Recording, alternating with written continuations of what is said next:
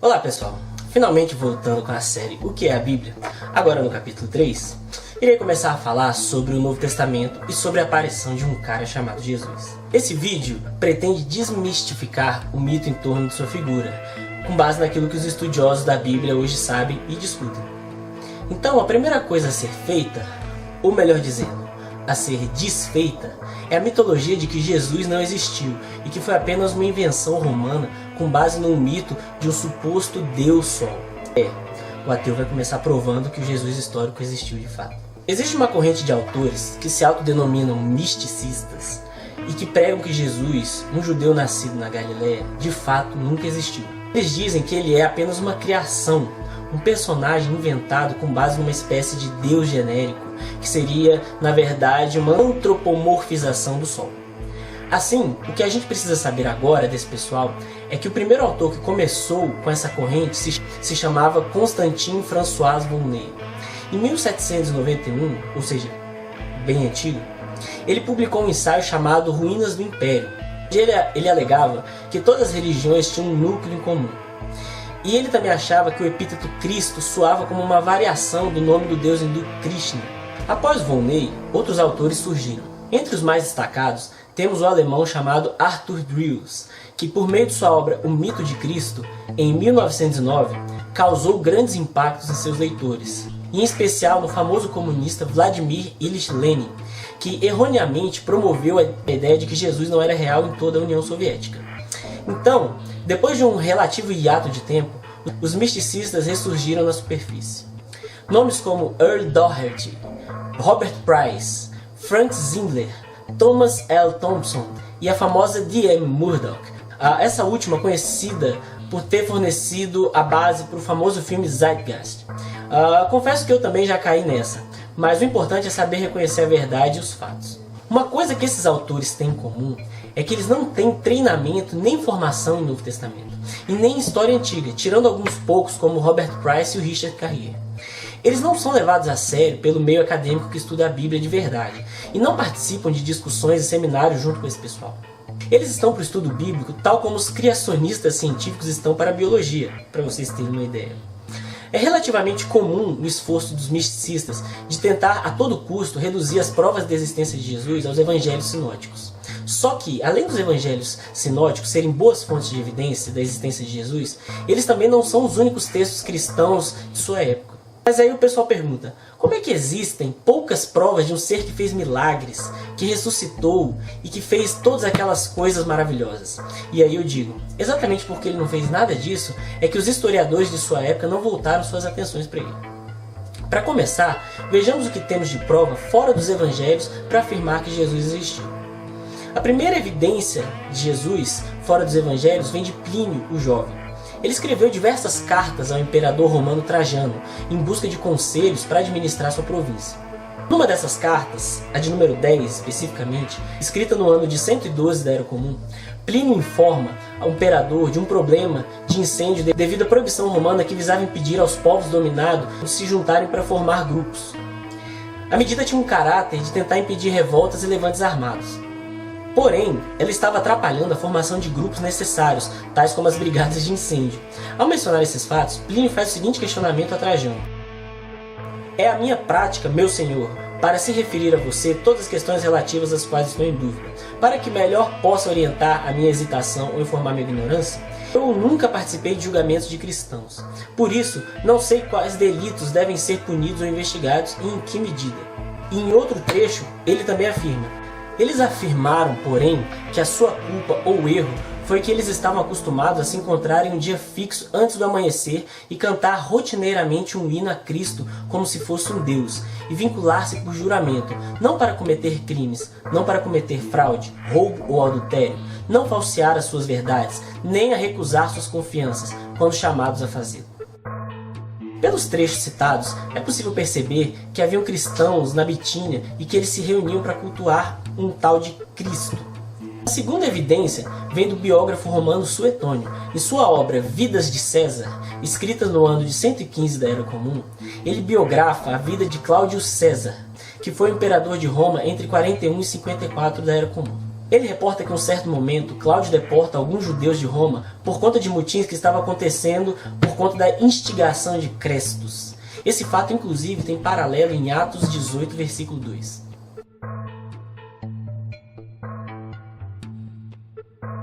A terceira evidência vem de Tácito em sua obra Anais de Roma Imperial, de 115 da Era Comum, que conta a história do Império de 14 a 68 da Era Comum. Tácito diz que o incêndio durante o ano de 64 foi causado pelo maluco do Nero, em que Nero tentou jogar a culpa nos cristãos. Tácito também informa que os cristãos eram hostilizados por conta de seu ódio à raça humana. Além dessas evidências romanas, temos também evidências judaicas de Jesus. O historiador Flávio Joséfo o cita em seu trabalho Antiguidades Judaicas, no capítulo 18.3.3. Sim, como muita gente já sabe, aqui temos uma comprovada fraude dos textos de Joséfo. O que ocorre é que não é todo o texto de Joséfo que foi falsificado, mas existem de fato interpolações cristãs nele. Porém, existe um núcleo original do texto de Joséfo que apresento a seguir com as interpolações cristãs evidenciadas em negrito.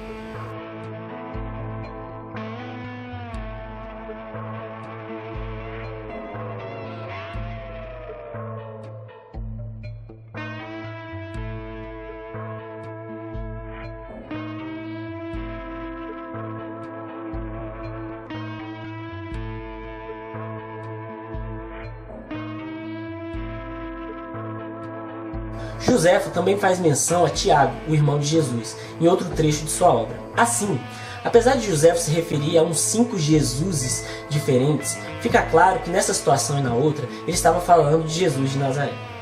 Por fim, Jesus também aparece no Talmud judaico. Ele é citado nos comentários de Gemara como Ben, o filho de Pântera. Pântera foi o nome dado a um soldado romano que seduziu Maria, que era chamada nessas passagens de cabeleireira. Os estudiosos têm reconhecido que essas passagens representam um ataque à visão cristã, de que Jesus era nascido de uma virgem. Inclusive, a palavra grega para virgem, pártenos, tem uma pronúncia muito próxima de pântera. Pois bem, é o que temos de referência de Jesus, além dos textos cristãos. E ainda, com relação aos textos cristãos, podemos sim afirmar que os evangelhos são boas fontes de evidências para sabermos quem foi o Jesus histórico. A partir dos textos produzidos, os estudiosos conseguiram separar aquilo que é ficção daquilo que é fantasia de realidade. Mas a primeira coisa que tem que ficar clara é que não é possível afirmar que qualquer evangelho tenha sido escrito pelos autores que lhes dão os nomes. Isso foi uma associação feita pelos pais da igreja primitiva para dar mais autoridades a esses textos. Na verdade, esses textos foram escritos e desenvolvidos por diversas comunidades cristãs daquela época. Outra coisa crucial é saber que eles não caíram do céu, todos prontinhos de uma vez, num livro chamado Novo Testamento, mas sim que eles foram escritos ao longo de diversos anos e que, se lidos apropriadamente, demonstram como as coisas vão sendo construídas. Isso é de fundamental importância. Existe uma timeline dos textos do Novo Testamento que é fundamental conhecê-la para sabermos como foram feitas as ideias e as construções teológicas e míticas sobre a vida de Jesus. Então, vamos a ela. As fontes mais primordiais do cristianismo não estão registradas em manuscritos. Se trata de tradições orais sobre os ensinamentos de Jesus que circulavam entre as comunidades cristãs. E como eu sei disso? O Evangelho de Lucas as cita quando diz que, tendo, pois, muito empreendido pôr em ordem a narração dos fatos que entre nós se cumpriram, segundo nos transmitiram os mesmos que se presenciaram desde o princípio e foram ministros da palavra, pareceu-me também a mim conveniente descrevê-los a ti, ó excelente Teófilo, por sua ordem, havendo-me já informado minuciosamente de tudo desde o princípio, para que conheças a certeza das coisas de que já estás informado. Assim, os acadêmicos perceberam que existe um núcleo comum de ensinamentos de Jesus nos textos de Lucas e Mateus. E esses ensinamentos seriam tradições orais sobre os primordiais ensinamentos de Jesus aos seus discípulos. Ele chama essas tradições de fonte que, de Quelle, que significa fonte em alemão. Existe também o Evangelho não canônico de Tomás, que os estudiosos afirmam que foi escrito tendo como fonte também as tradições orais que circulavam na época da fonte que circulou contendo apenas os ensinamentos de Jesus. Ambos tratam das mesmas coisas: condutas para se adentrar ao reino de Deus, proposições críticas a quem eles julgavam estar errados e analogias e parábolas para explicar o reino.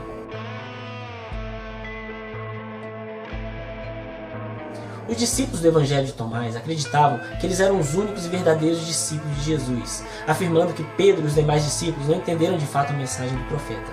Junto com a fonte Q, o Evangelho de Tomás registra o que os estudiosos chamam de movimento de Jesus, que mostra como este foi um professor que ministrou o que seria o reino de Deus e como fazer parte dessa comunidade.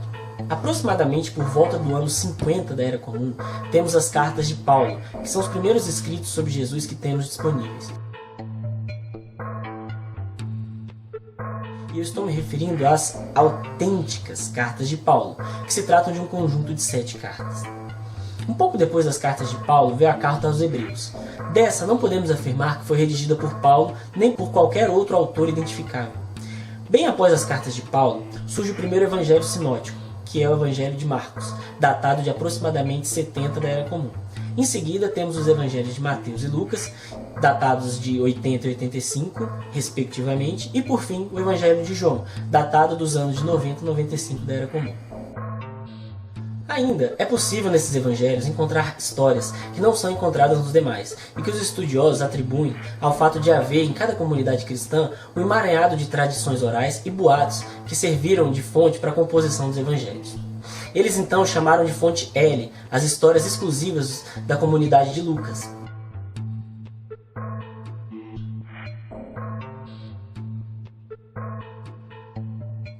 E fonte M as histórias exclusivas da comunidade de Mateus.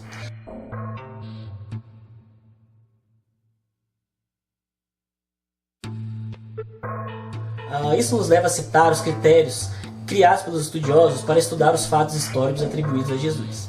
Esses critérios de estudo do Jesus histórico são 3. O primeiro deles é o critério de testemunho independente, que diz que se uma história é atestada por múltiplas fontes, então ela tem maior chance de ser autêntica.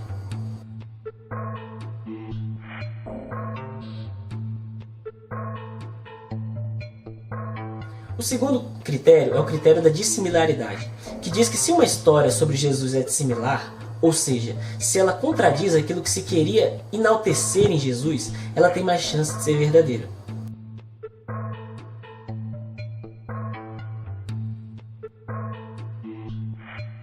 E por último, o critério da credibilidade contextual, que exige que as histórias e declarações atribuídas a Jesus devam estar dentro de um contexto histórico de um judeu palestino do primeiro século.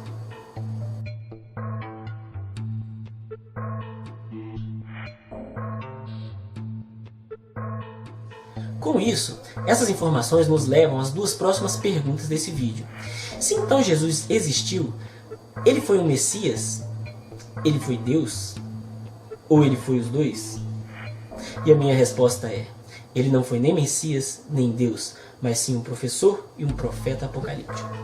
Mas para entender melhor o que Jesus foi de fato, é preciso compreender antes o mundo que produziu Jesus. Então, permitam-me lhes contar uma historinha.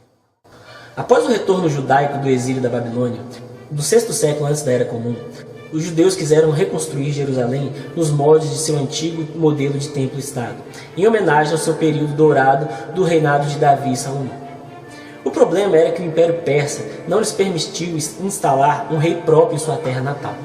Aí, por volta do ano 200 antes da Era Comum, os exércitos do Império Seleucida, que foi um estado helenista que existiu após a morte de Alexandre o Grande, estavam no poder e eram mais agressivos em sua política de helenização forçada dos povos dominados e do controle político. Isso provocou uma tensão natural entre os judeus. Assim, um grupo judaico intitulado Macabeus, basicamente uma família da aristocracia judaica, se rebelaram e tomaram o controle da região da Judéia. Isso, porém, desagradou outras famílias judaicas aristocráticas.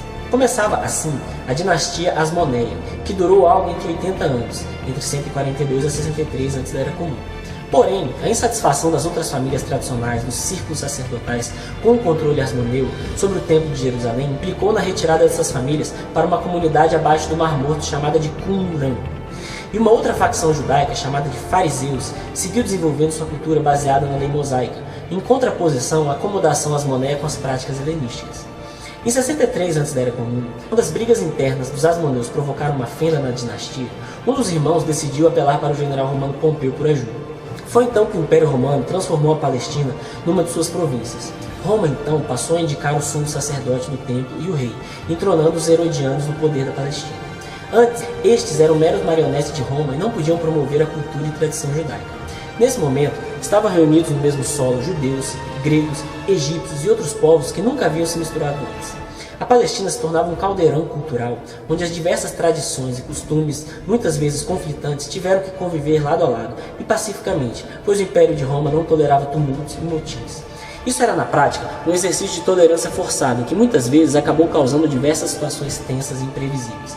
Um pouco mais tarde, entre 66 e 73 da Era Comum, os romanos marcharam a Jerusalém para conter a ação de facções e guerrilhas que dominaram a cidade e estavam provocando preocupação dos imperadores. Foi então em 70 da Era Comum, sarcasticamente, no mesmo dia e mês que os babilônios destruíram pela primeira vez o templo judeu, os romanos, liderados pelo general da época, Tito, destruíram novamente o sagrado templo de Jerusalém.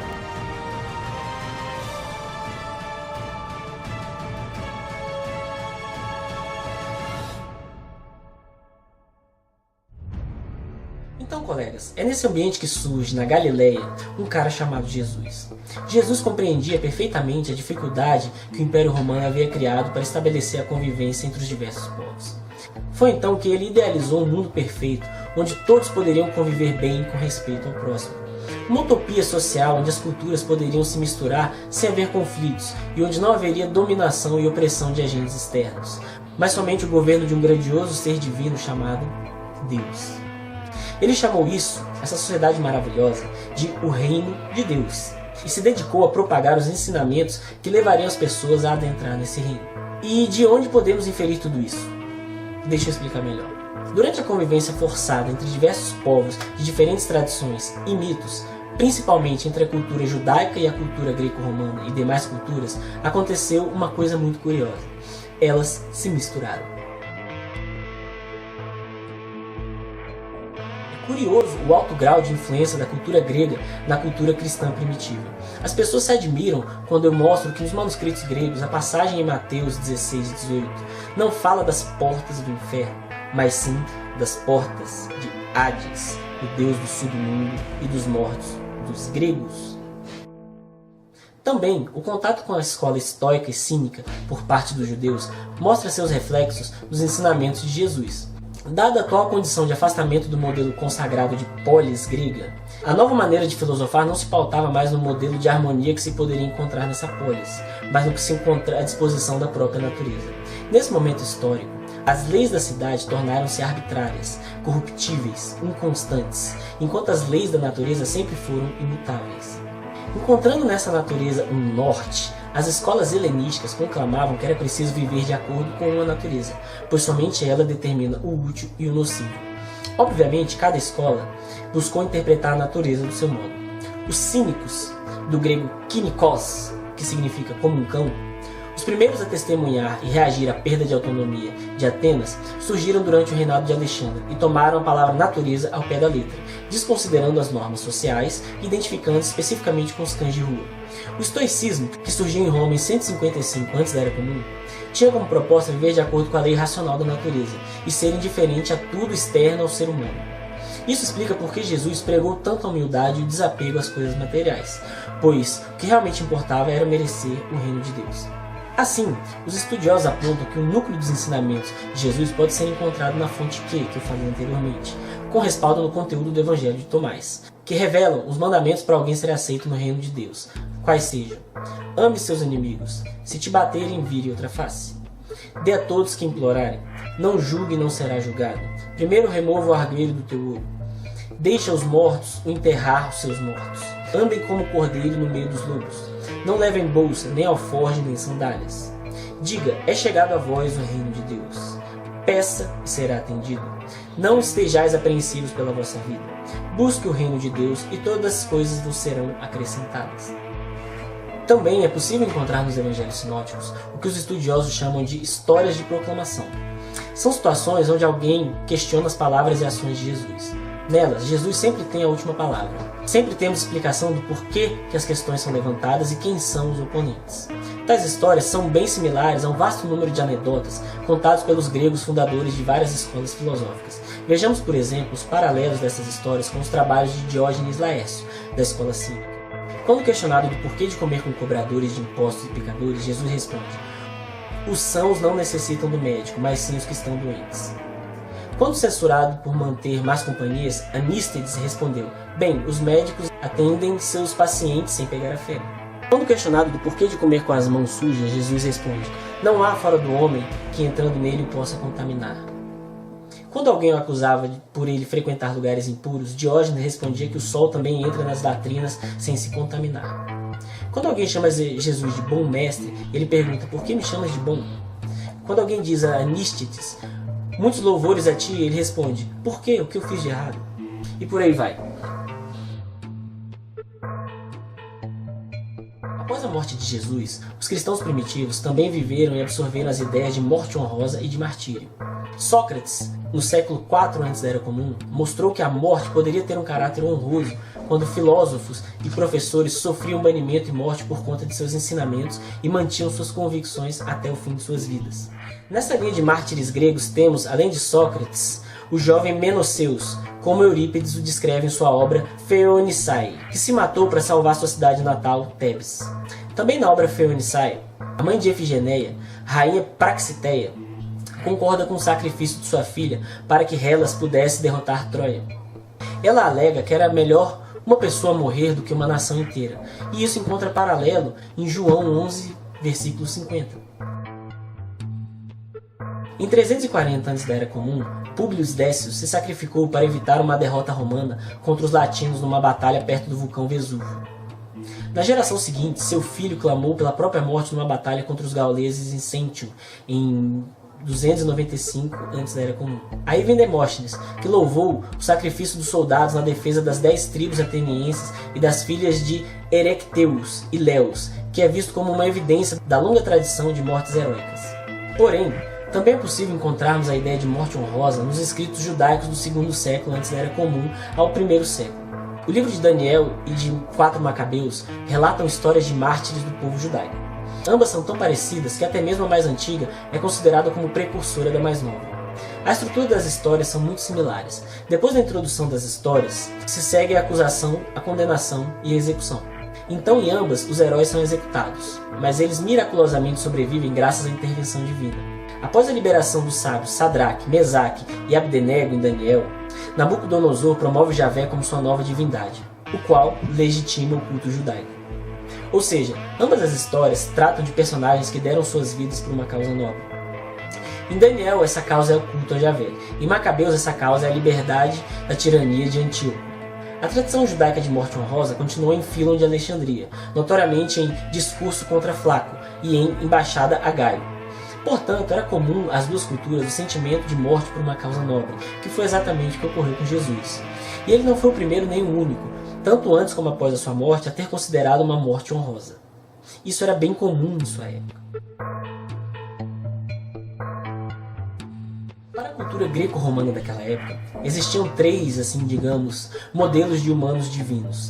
A primeira forma de um ser humano se tornar divino era pela sua adoção por parte de um deus, seja pelos seus feitos, seja por sua linha hereditária, etc.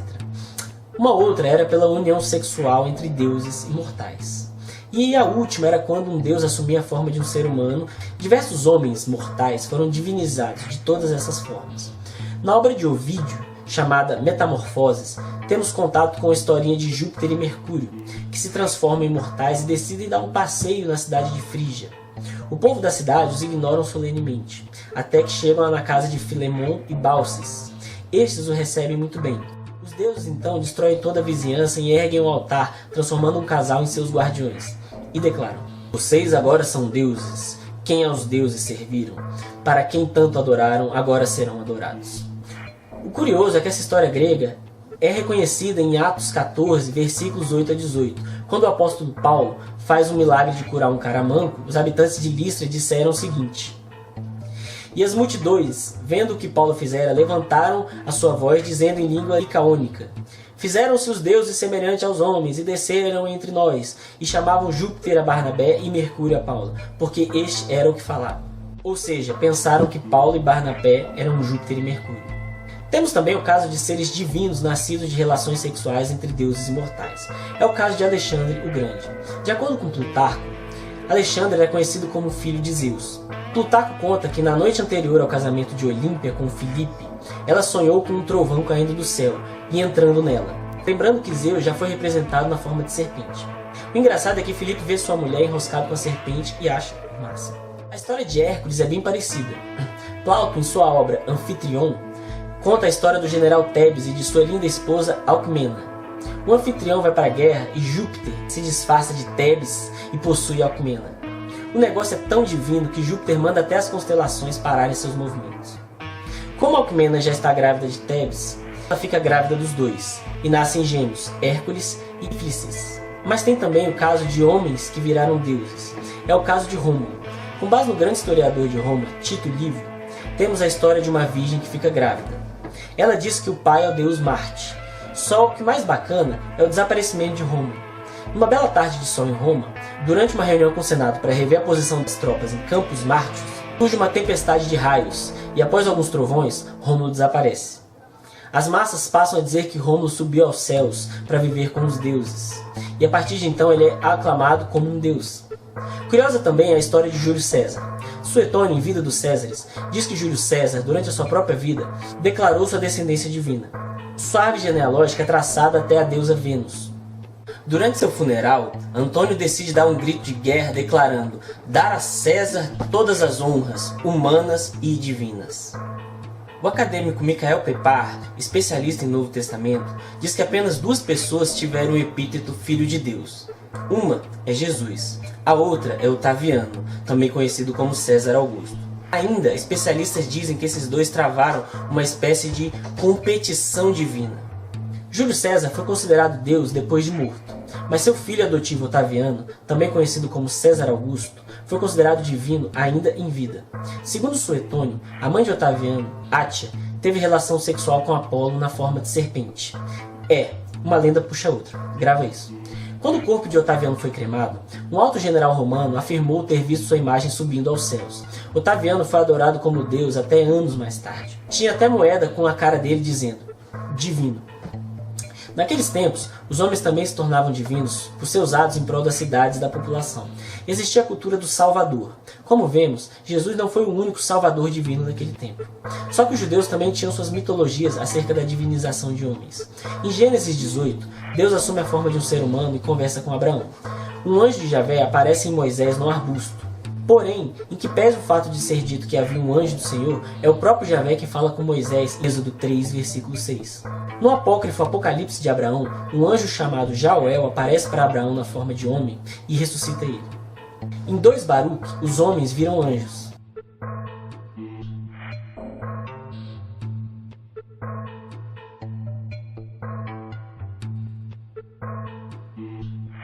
Em Gênesis 5, versículo 24, Enoque vive 265 anos e foi tomado por Deus, ou seja, subiu aos céus, sem morrer. Em 2 Enoque 22, 1 a 10, ele é convidado a se juntar aos anjos e ficar em frente à face de Deus para sempre. Ao final do relato, ele vira um anjinho. No apócrifo de Siraque, Moisés se torna um ser sagrado por Deus. Um outro autor chamado Ezequiel, o Trágico, escreve que Moisés foi ainda maior que os anjos, já que ele ganhou um cedro e uma coroa e se sentou num trono. Ele diz ainda que as estrelas se curvaram diante dele. Entenda estrelas como sendo anjos superiores. Existe também uma figura divina judaica chamada o Filho do Homem. Em Daniel 7, vemos que o Filho do Homem virá das nuvens dos céus. Ele virá para julgar os reinos na terra e dar o reino e o domínio e a majestade dos reinos debaixo de todo o céu serão dados ao povo dos santos do Altíssimo. No 2º século antes da Era Comum, vemos uma interpretação dessa figura em 1 Enoque. Somos informados de que seu nome foi dado mesmo antes da criação do Sol e da Lua, antes da criação das estrelas. No fim dos tempos, quando todos os mortos ressuscitarem, ele, o eleito, sentará no trono de Deus e julgará os atos de todos abaixo dos céus. Ele é um ser eterno. O curioso é que nos capítulos 70 e 71, esse Filho do Homem é identificado como ninguém menos do que o próprio Enoque. Ou seja, é admitido abertamente a divisão de poder divino entre um homem exaltado e elevado por Deus. Ainda, no Evangelho de Marcos, nós vemos diversas citações de Jesus sobre essa figura do Filho do Homem. E o mais curioso de tudo é que Jesus nunca diz que ele mesmo é esse Filho do Homem. Um estudioso chamado Larry Hurtado tem uma tese que diz que essas acomodações de seres humanos ao lado de Deus criaram uma possibilidade para a divinização de Jesus e sua colocação ao lado de Javé, sem que isso perturbasse a ideia judaica monoteísta. Ou seja, se humanos podiam se tornar anjos, e anjos se tornar humanos, e se anjos podiam ser Deus, e Deus aparecer na forma de anjos, então era só levar Jesus ao status de anjo para em seguida levá-lo ao status de Deus em pessoa. E agora vejamos o que nos diz a carta aos Tessalonicenses.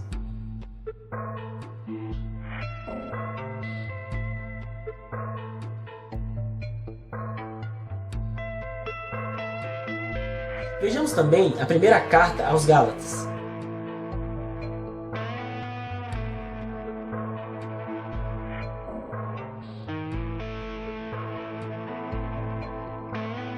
O próximo passo, então, é elevar Jesus a um status superior ao dos próprios anjos.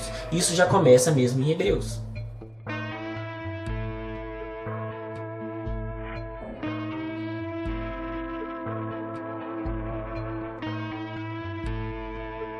É bem tranquilo para os estudiosos afirmarem que a divinização de Jesus se deu após a sua morte.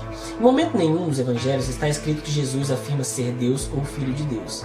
Temos algumas referências a isso em João, mas elas não resistem ao critério do testemunho independente que eu citei no começo, pois só existem no evangelho de João, não sendo tais passagens atestadas por outras fontes. É igual a história da prostituta que seria apedrejada, ela só existe em João. Assim, é muito provável que ambas sejam tradições orais daquela comunidade, ou seja, se tratam de invenção. Outra coisa interessante é a gente ver como a divinização de Jesus se construiu ao longo dos evangelhos sinóticos. Curioso também é o fato de que Jesus é enquadrado como divino pelas três formas que eu citei anteriormente. Primeiro, em Marcos, ele ganha sua divindade por adoção, no momento de seu batismo por João Batista. Já em Mateus e Lucas, ele é divinizado pela participação de Javé na concepção de Maria a Jesus. Os judeus não citam uma relação sexual por uma questão de moralidade, como sabemos. E em João, Jesus é um Deus que se fez homem e veio à Terra para realizar uma vontade divina. E já que as quatro comunidades não se entendem sobre como Jesus virou Deus, eu aplico o critério do testemunho independente e assumo que as histórias são todas invenções, né? Assim, creio que ficou explicado como Jesus se tornou Deus. Por mais que tenha um detalhezinho aqui e outro acolá, a divinização de Jesus seguiu parâmetros e protocolos nada pioneiros. Também é bom lembrar que o mito da ressurreição de Jesus foi a grande alavanca da fé cristã. Mas esse assunto eu também vou deixar para uma outra oportunidade, porque o vídeo já está ficando um pouco grande. Da mesma forma que Jesus foi elevado ao status de Deus, antes ele havia sido elevado ao status de Messias. Sim, um Messias, um ungido, um escolhido por Deus para fazer sua vontade na terra. O epíteto Cristo vem da palavra grega Christos, que significa ungido. Os judeus do Antigo Testamento costumavam tratar os grandes reis como pessoas ungidas, como Messias. Davi é um ungido, bem como seu filho, o rei Salomão. Em caráter excepcional, vemos sacerdotes sendo messianizados, como é o caso de Arão, por exemplo. E profetas que deveriam ter sido ungidos, mas não foram, como é o caso de Eliseu. E ainda mais excepcionalmente, vemos outros que não os judeus sendo ungidos, como é o caso de Ciro, o Grande, em Isaías 45:1, que eu já citei no vídeo anterior, lembram? Portanto, o messianismo de Jesus deveria ter sido um caso bem improvável para os judeus de sua época. E de fato, parece ter havido uma grande forçação de barra para que ele viesse a ser considerado o Messias das escrituras judaicas. E a grande prova disso é a comparação dos evangelhos de Mateus e Lucas. A comunidade que produziu o Evangelho de Mateus claramente pensou no Antigo Testamento as passagens messiânicas de Jesus. Primeiro, ele começa tratando de estabelecer uma genealogia que tenta demonstrar que Jesus é da mesma linhagem de Davi. Por que isso acontece? Como eu já disse, o rei Davi foi um Messias. Mas Javé prometeu a Davi que toda a sua descendência reinaria para sempre. Então, se Jesus era para ser um Messias, logicamente ele deveria pertencer à linhagem de Davi. Só que tem uma coisa curiosa nessa genealogia de Mateus. Compare ela com a genealogia de 1 Crônicas, capítulo 3. A árvore genealógica de Mateus é bem mais curta. Ainda, ele quis enfatizar a importância numerológica da ascendência de Jesus.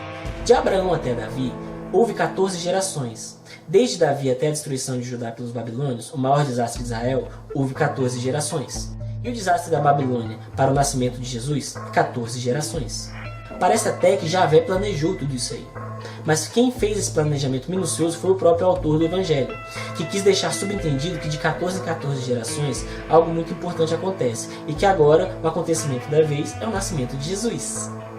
O problema é que nem o próprio autor se ligou no fato de que no último conjunto genealógico existem apenas 13 gerações e não 14.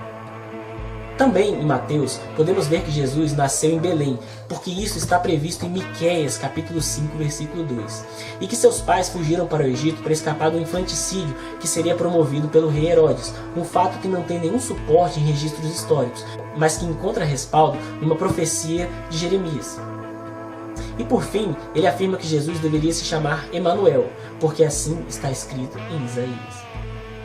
Embora em Isaías não haja nenhuma menção de que a virgem que dará à luz irá conceber um filho sem relação sexual. E essa interpretação gerou um problemão para Jesus, dado que Lucas e Mateus traçam sua genealogia a partir de José. Só que, teoricamente, Jesus não nasceu de uma relação sexual entre José e Maria, o que cria um problema de linhagem judaica, já que a mesma é passada pelo pai. Outro ponto estranho é que a genealogia de Mateus não bate com a genealogia da comunidade que produziu o Evangelho de Lucas. Porém, Lucas não comete a falha grave de incluir o rei Jeconias na linhagem de Jesus. Jeconias é um rei amaldiçoado por Jeremias, cujos herdeiros não poderiam mais sentar no trono de Davi. Lucas também cita outro motivo para José e Maria terem saído de Nazaré, um censo promovido por César Augusto. Ocorre que tal censo não ocorreu da forma narrada. Ele não abrangeu toda a Galileia, mas apenas a região da Judéia e ocorreu por volta do ano 6 ou 7 da Era Comum, bem depois de Jesus já ter nascido.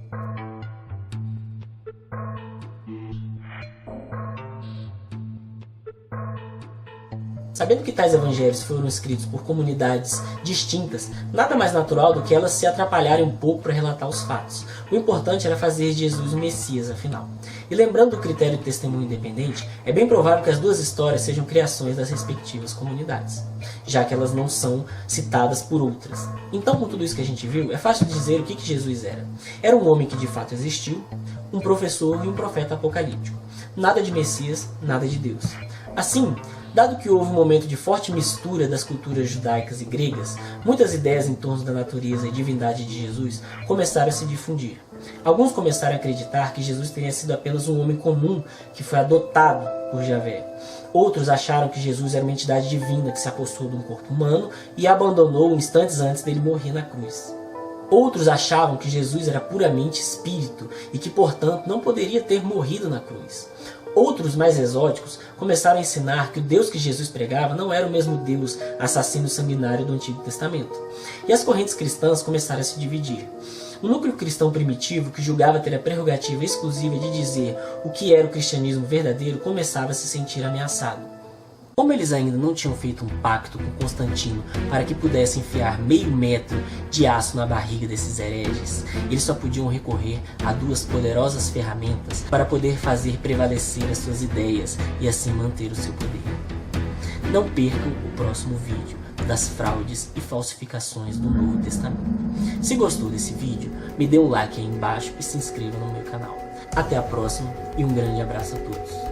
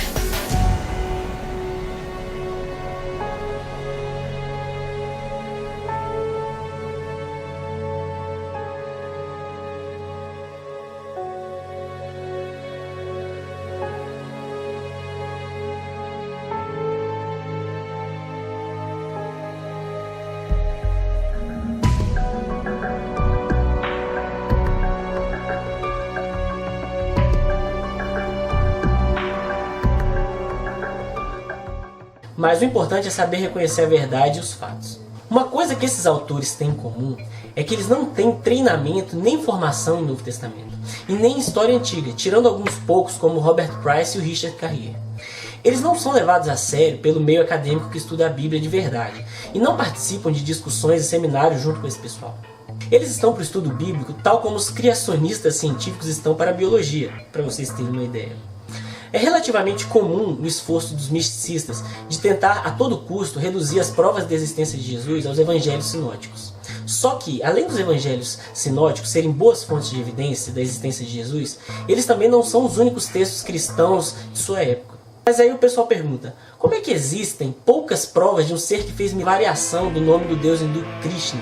Após Volney, outros autores surgiram. Entre os mais destacados, temos o alemão chamado Arthur Dries, que por meio de sua obra O Mito de Cristo, em 1909, causou grandes impactos em seus leitores, em especial no famoso comunista Vladimir Ilyich Lenin, que erroneamente promoveu a ideia de que Jesus não era real em toda a União Soviética.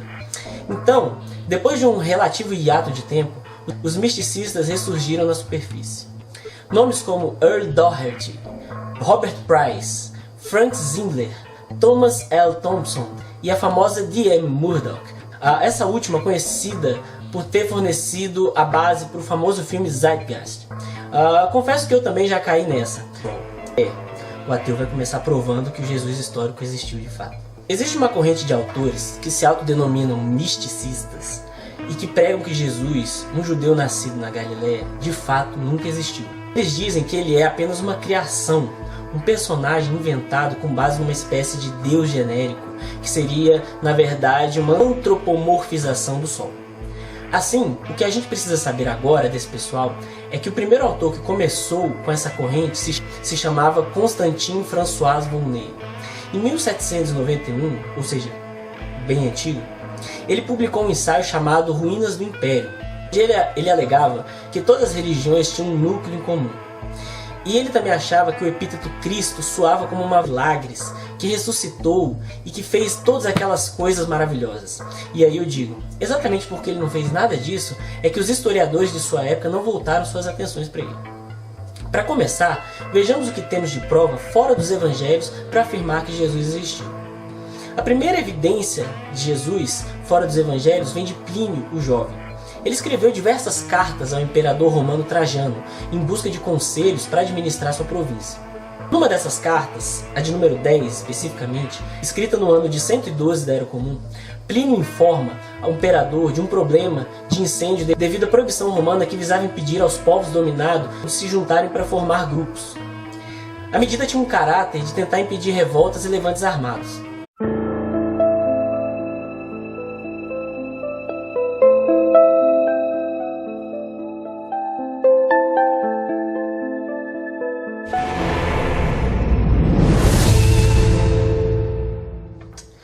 Olá pessoal, finalmente voltando com a série O que é a Bíblia, agora no capítulo 3, irei começar a falar sobre o Novo Testamento e sobre a aparição de um cara chamado Jesus. Esse vídeo pretende desmistificar o mito em torno de sua figura, com base naquilo que os estudiosos da Bíblia hoje sabem e discutem.